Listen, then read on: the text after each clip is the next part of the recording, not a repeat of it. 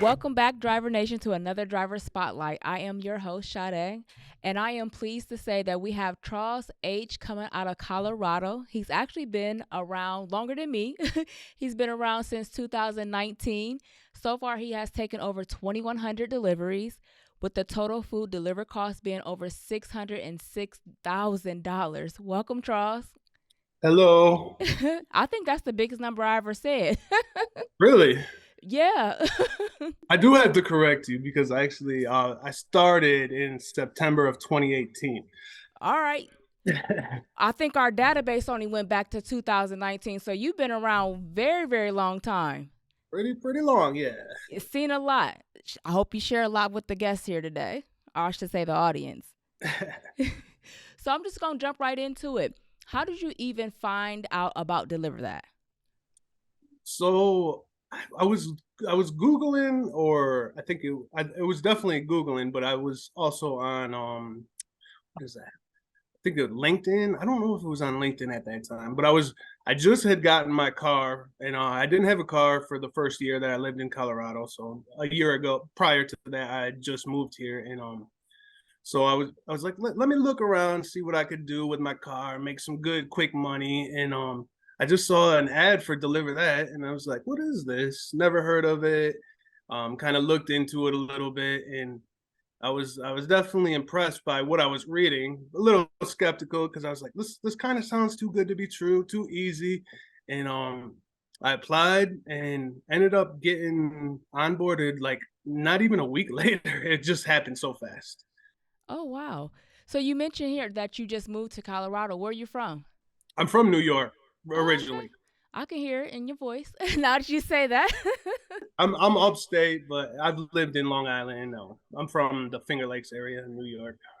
Okay. Well, now that's kind of, well, not so much of a huge change, but in climate. But what made you go to Colorado there? Uh, I came out here a few times, probably since 2009 for my sister's wedding. She was living out here, and a few times in between, before I moved here, I came out to visit. And then after I got my 2 year degree, I just kind of wanted to do something, get away from the small town life. And she had always like pressed us to come stay with her and see if we would like it and live, maybe even live out here. And I did. I took that risk, came out here with a backpack, and I wasn't planning on staying. I was just kind of checking it out, maybe taking a long vacation, and I ended up, finding some good work and meeting some good people, and yeah, ended up deciding to stay. She ended up moving back to New York a year later, and here I am, still 7, 8 years now. Wow, she begged y'all to come and she leaves. Yep, yep.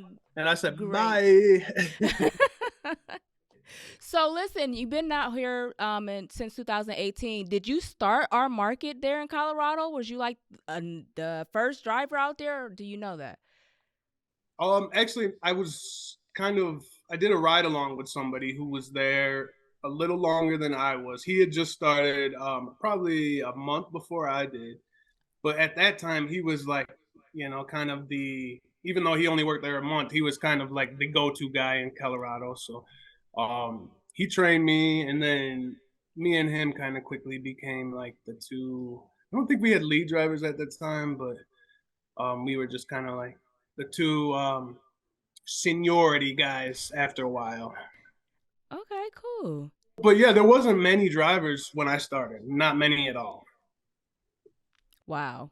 So why did you even choose this profession? I know you've been sticking around this long. What's making you, stay? Well, I hate working for the man. I do. uh, Not that I like, can't, or I just prefer to work for myself. And this was actually the first job or gig that I ever had that I got to do that. So it was kind of new to me. And I just quickly fell in love. Like I could just work when I want, make good money, and plan my schedule, take time off when I want. Everything that comes with not working for somebody else, came with this. And that's what just made me like love it. Cool. Well, think back through all your deliveries there that you have completed with Deliver That. Do you have a favorite delivery experience, good or bad? Yeah. So I deliver to this customer. I forgot the company's name, but I've delivered to them many times throughout the years, and they know me pretty well over there. And they had this. It was a Friday morning. It was a huge breakfast catering delivery, and they were going away that weekend to go. They rented some island. The company did for the whole, for the whole team, and there was at least 50, more than 50 of them going away that weekend. So they were like celebrating, drinking champagne at 8 in the morning, and then I come to set up, and everybody was all happy, of course, and just as I was leaving, everybody just started chanting my name, clapping, yelling, and it was just one of those like feel good moments, like everybody cheering my name, and Listen, that had to feel good. it was Wow. cool. It seems like they was making you a part of their team just for Yeah, I was bringing them like, take me catering with food. you. Let's go to the island. Well, do you remember how you felt doing your first delivery since you were completely new to this whole gig world? Yeah. So I remember my first ride along delivery and then my first solo delivery. So yeah, I remember those very well. And it was cool. I mean, do you want to hear more about the Yeah, solo one share. or both? Share with both. Yeah, I was super super nervous doing the first one, because I had never done catering. I've worked in restaurants, and behind the scenes, but I've never actually done the whole catering um, in the front line. So I was a little nervous. I thought it was going to be this big, intimidating thing where I was going to be like doing so much work and yeah. So when I showed up, it was just one guy he was doing the ride along, and then another trainee showed up, and there wasn't even that much food. It was like 2 bags, and we just laid it out, and that was it. It took maybe 10 minutes to set up, and I was like, wow, this is like really easy. Am I getting paid for this like as much as you said? Because that was way too easy. And yeah, so after that I was just like, that was like, that sold me. And then I did my first one, probably I think it was the next day, and that one was like, I was really pumped up to start working and doing as many as I could.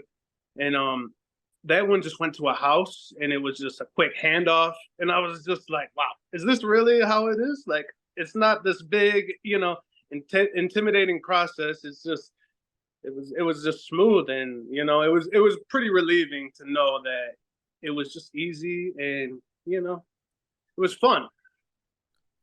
That's funny. My first, actually, I never delivered food. So as you know, everybody in the office who start goes on a ride along as well and do their a delivery, so we can get the delivery experience. And just like you, I was intimidated. Like, what am I gonna be able to do this? But I went with one of the staff members in the office, and I was like, man, this is pretty simple. I think okay, but I can see why they get paid what the drivers get paid, which is pretty awesome.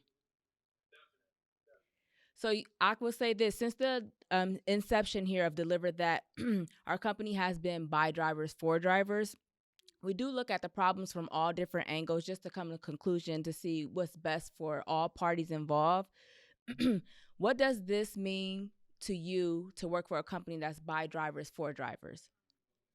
To me, I just, it's really comforting knowing that everybody from the back end and in the home office, they are like, you it's besides just reading the saying by drivers for drivers, you could tell when you talk to dispatch or driver relations or anybody, it's such as yourself, that that you really care about the drivers, and you're not just like in it for just the business aspect, but really what the point of view the drivers have seems to be that everybody is really, trying to better that in every aspect. And I've seen that the 5 years I've been doing this, how everybody tries to improve the driver's job, the driver's income, just everything all around. And it's just really comforting knowing, because there's so many, similar type of apps that, they treat drivers as like dispensable. So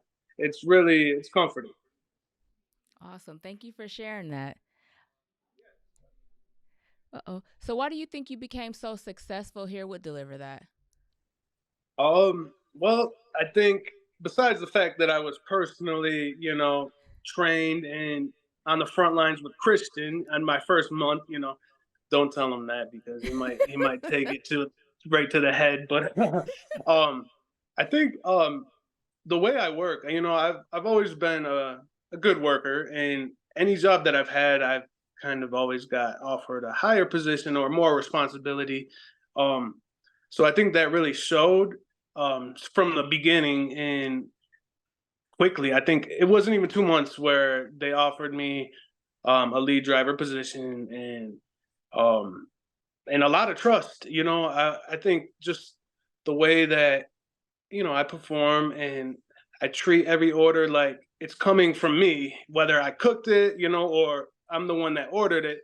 I treat it like I would want it, and I think it really shows. I've gotten you know, a lot of compliments by customers and restaurants, and that's really helped.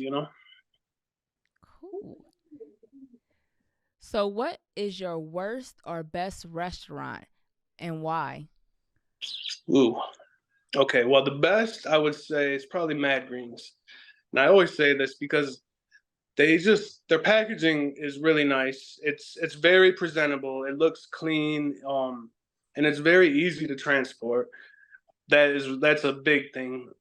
The boxes fit nice into the bags, and their packaging is just really neat. And you can tell they do it for the customers, for the drivers, for everybody involved. So I really like restaurants that think about not just themselves, and that really shows with them. And that also like Smash Burger, even Snooze, they kind of all have those similar style packaging, which really is convenient for drivers. Cool. So when you say it comes to best restaurants, the packaging, are they always on time as well? No delays for you? Oh yeah, yeah. Mad Green's they're always on time. And I'm sure that has a lot to do with the fact that 95% of their menu items are cold or, dry items. So most almost every time I go there, the order's sitting waiting. So I'm not waiting for them. And I've never had that experience with Mad Greens where I had to wait on them. And that's, timely is obviously what's important for the customer. So Yeah, that speaks a lot about Mad Greens. I hear a lot of drivers that do praise them. So, hey, Mad Greens, if you're watching this, you're doing a good job. Keep it up. So, if you had one piece of advice, since you've been here for 5 years, if you had one piece of advice to give to a new driver to be able to maximize their time while they're on the platform, what would it be? yeah, so I would definitely advise any driver to treat every order like, it's their own, like they work from the restaurant or they're the customer that ordered the food. It really goes a long way. Everybody involved knows when a driver treats the orders in that kind of way. Though they have reached out, called the back office, and requested me on their orders.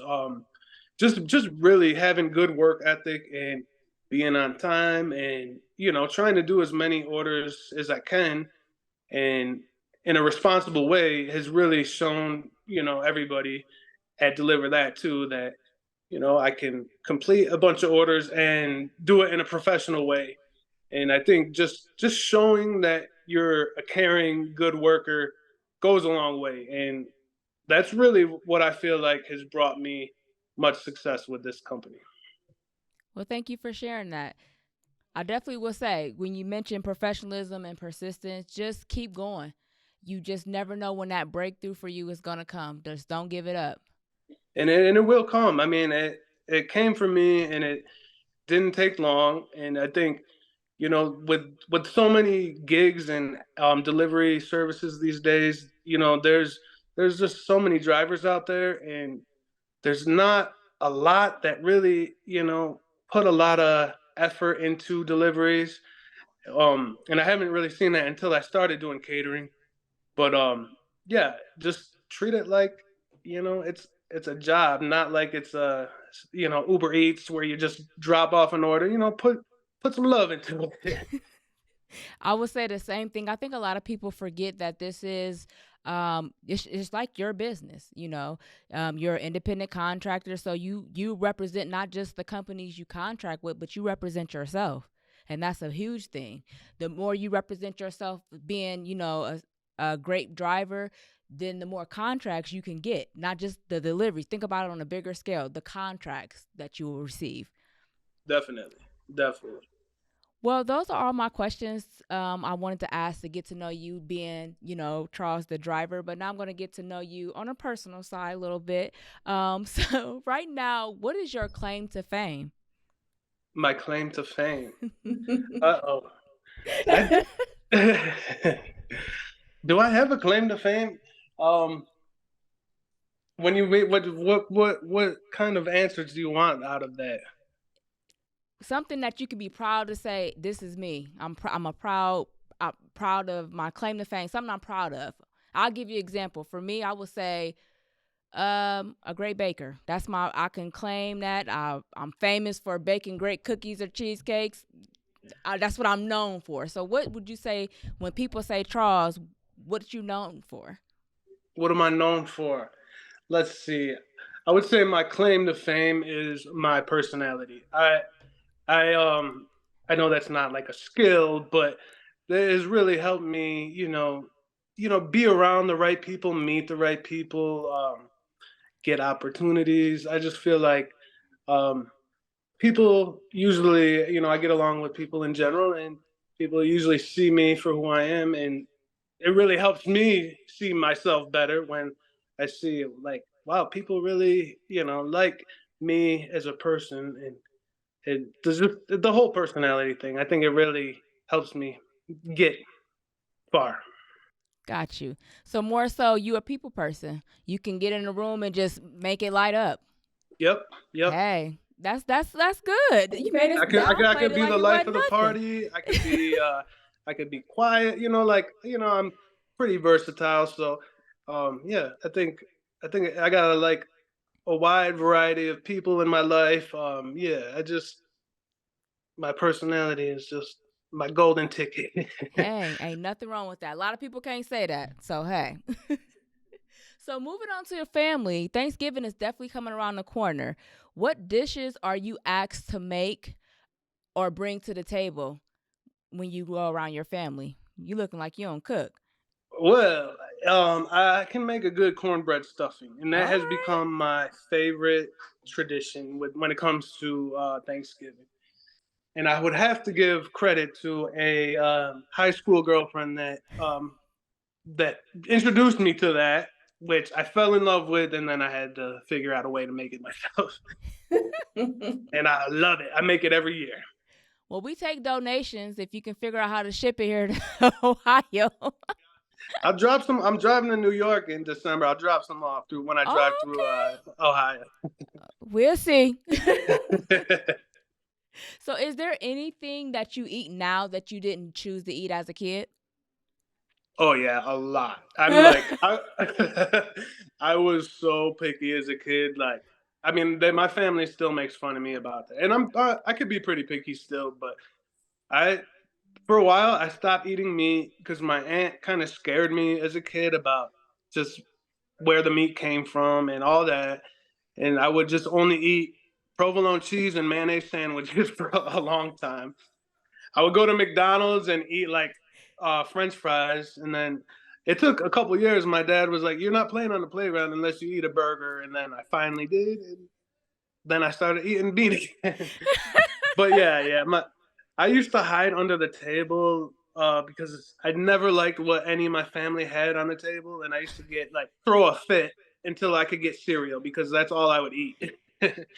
So yeah, I was pretty picky. You was very picky.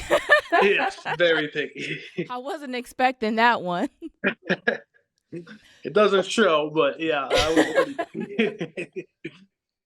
So, which family member do you think you have the or share the most similarities with? Ooh, I would have to say my father, and that's because most people tell me that. I guess we have the same mm, kind of tone. We have the same kind of facial expressions, and I do have a lot of his personality, and I kind of catch myself sometimes like, don't do that, don't be like him, you know. So yeah, I would have to give it to him. Yeah. Okay. Well, holidays. Can you share with me a family tradition that you guys do around the holidays?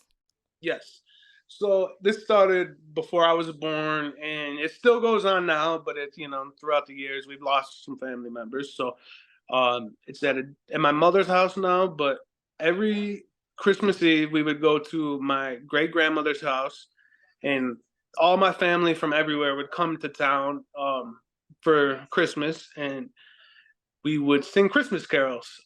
My uncle Rich, he was a piano player. He taught for the elementary school music, and he would play Christmas songs. We would all sing the whole catalog, for the night, and it just was a tradition that carried on until even now. Now we go to my mom's house for Christmas Eve and still do that.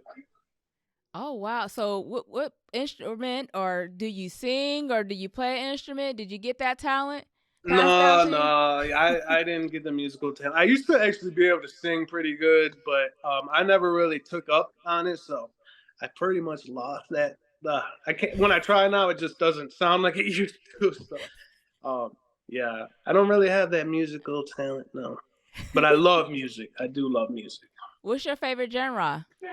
Hip hop.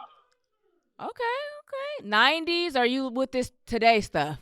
I am with all of it, but I prefer '90s. I'm old school all the way. New York rap is my favorite.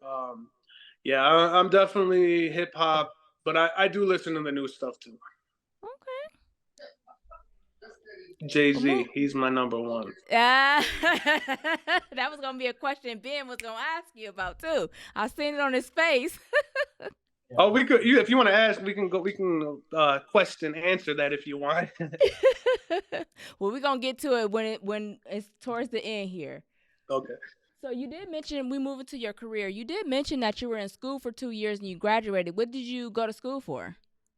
Yeah, so I got my 2 year degree in business administration, and it was just a 2 year. So I got my associates in that, and I have not finished my 4 year, which I plan to finish hopefully next year. But Okay. Do you have plans or goals you want to do with having that diploma? you know, it's kind of hard because I always had goals and plans, but I think nowadays it's a little harder because it's a little easier now to work for yourself and get out there, with social media, put yourself out there. So, but yeah, I mean, my goal is always to be, my own boss. So, I think deliver that definitely helped with that, and yeah, but I see other ways around it without the school. So, but I want to have the credentials, so I definitely will complete it. Okay. So what did you do before get into the whole gig world? What did you do as work? So my main occupations were being a kitchen manager, and I did that. My first kitchen job I got when I was 15 in high school, at a Wendy's, and I became a crew leader when I was 16. So like on the weekends, I was a manager of the young people, and then throughout the years, I had a few kitchen management jobs, and uh, yeah, that was my main work. And then when I moved to Colorado, I did landscaping too for a couple years, Hmm, a year interesting. and a half. So what job would you say you'd be terrible at if you had a chance to get one out? Terrible. Let's see. Probably any kind of call center job. I really cannot take answering calls. I don't even like talking on the phone.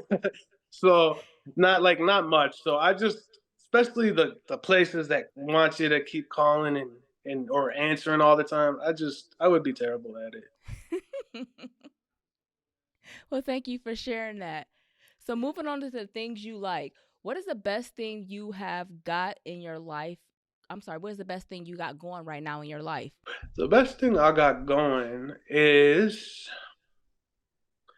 I'm trying to think of like one word to put it into, but I guess it um would be kind of my move to Colorado would probably be the best thing for that has happened to me and still happening to me. Just it just turned out to be way better than I ever could have imagined. I never even imagined I'd still be here before coming here, and it changed my life in every way possible. Like, I'm away from everybody I know, grew up with, and I feel like I've found more success being kind of alone, away from my comfort zone. So moving here would probably be. Cool. I see that you're a very adventurous person. When's the last time you actually been out and explore, the wildlife it looks like you be into? Hiking and It's been a couple. It's been since the summer. I do regret saying that because I really try to do that as much as possible, especially because I like to take my dog out too.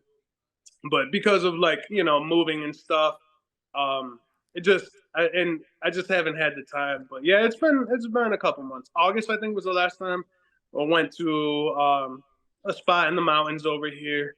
Spent the day just kind of doing some stuff, walking, hiking, all that. all right. Well, what kind of dog you have? She is a chow chow, a Okay. 100% hairy chow chow, who's usually always by my feet, but she's not here. I was just gonna say, put her on the camera.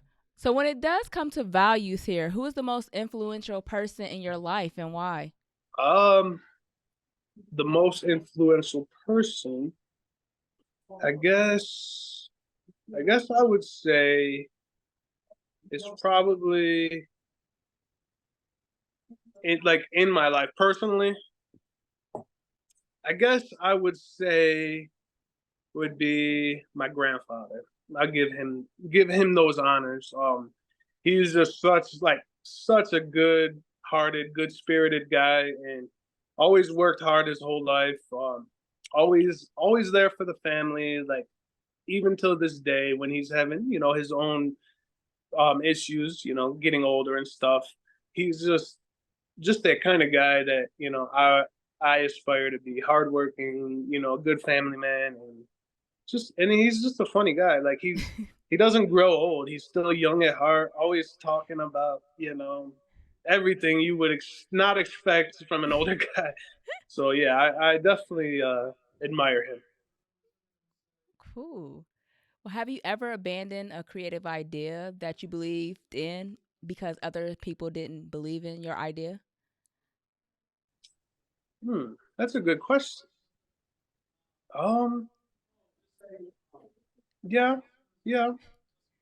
I I've had some aspirations to leave New York sooner, many times in the past, um, and kind of been talked out of it, and which is I don't blame anybody for that, but you know I think growing up in a small town with a lot of people, that just kind of stuck there, kind of just they had their own fears, but they always kind of pressed that upon me. Oh, don't leave.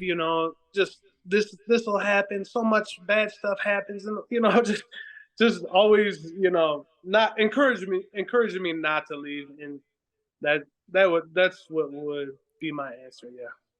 So I got some cool facts I found out about Denver. Just want to know, did you know it? So what? This one surprised me. The cheeseburger was invented in Denver. You know that? No, really? I was shocked when I found that out as well. Wow. And another cool fact I found out was the Olympic Games, or Denver won the bid for the Olympic Games to be hosted in Denver in 1976, but they rejected it. I didn't find out why though. But that was pretty interesting because I'm like, wait, the Olympics was here? And so my coworkers looked it up. In 4 years, we've been in the United States hosting the Olympics, which was pretty cool. I think 96 was the last one in Atlanta. I didn't know that either, and I would never expect Denver to be like one of them out of all the other cities. Right. Well, those are the questions that I do have for you right now, but Ben always throws a curveball, and that's a bonus question here. So what is your bonus question here for Charles? I do just want to confer here. I did a quick Google search. There's a lot of contention in where the cheeseburger was actually invented. I'm just going to say that. Really? It says there's apparently Pasadena, California has a steak. So everybody wants to claim the cheeseburger. Apparently a handful of people have filed patents around the 1930s. And it's specifically a cheeseburger, not a hamburger. So that's the big sticking point. The hamburger versus the cheeseburger. Yeah, just adding the cheese was a big Right. deal in the 1930s. Well, I agree with that. The cheese is what is important. I'm also on team cheeseburger. Charles, I think I got a pretty easy one for you. I don't know if it'll be easy to answer, but it should be a pretty easy question. Going back to your New York roots, Giants or Jets? Ooh, definitely Giants. I mean, I've always been, even now, Giants are my favorite team. I'm New York all the way, except for baseball. I'm a Red Sox fan, but even though I live here, I'll never switch. I'm not that wagon jumper kind of guy. But Giants all the way. I mean, even though they suck this year, they're still my team. All right. Man says it. So, do you have any closing remarks for us here, Charles? No, I mean, yeah, I would like to say, thank you for having me. It's always a pleasure when I get to catch up and talk to you guys, and especially when I get to finally meet people and talk face to face. And I believe this is our first time, so it's been a pleasure because I always see and hear your name all over the place. Thank you for taking the time to, sit down and talk to me. It's just a pleasure. I'm glad to still be a part of the team, and I appreciate everything you guys do, for us as drivers and as a company. You guys are great, and I'm glad to be a part of it. Well, I want to say thank you, and it was a pleasure finally meeting you. I know I hear you all the time on the phone. Christian talks highly about you. I'm like, well, when are we gonna get a chance to meet him? And it's like, we didn't do an interview like this, so when can we do it? So I was so happy to see that you actually closed our driver spotlight out for the year. So thank you again for showing up and doing the best you can do on each delivery. Definitely. So, that's all that I do have for you guys now. I want to say again, thank you. And then I want to say thank you for tuning in, Driver Nation, and we'll see you next time. Bye.